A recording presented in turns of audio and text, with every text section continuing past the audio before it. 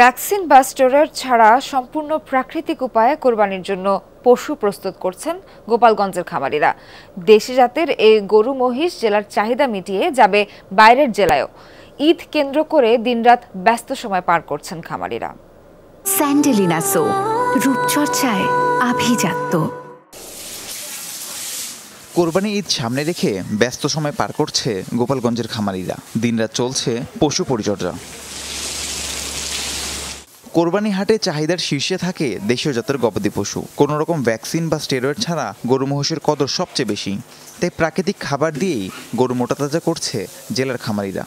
গরুরে ভাত রান্না করে খাই, তারপরে খেড়কুটো খাই, তারপরে ঘাস খাই, কাঁচা ঘাস, খেয়ার আর এই ভুসি, কুড়া এইগুলোই আমরা খাওয়াই। খামারিদের দাবি ঘাস, খৈল, কুড়াসহ অন্যান্য প্রাকৃতিক খাবারে মাংসের গুণগত মানও ঠিক থাকে। কোরবানি হাটে গরুর ভালো দাম পাওয়ার আশা তাদের। কোরবানি উপলক্ষে আমাকে পোষা, আশা করতেছি আল্লাহর রহমতে হয়তো কোরবানির সময় সব সেল দিয়ে দেবো। কোরবানিতে বিক্রি করা উপলক্ষেই করতেছি, তা আমার গরুগুলো যাতে ন্যায্য মূল্যে বিক্রি করতে পারি সেই প্রত্যাশা করি। জেলা প্রাণী সম্পদ কর্মকর্তা জানান, ভ্যাকসিন বা স্টেরয়েড ব্যবহার না করতে খামারিদের পরামর্শ দেওয়া হচ্ছে।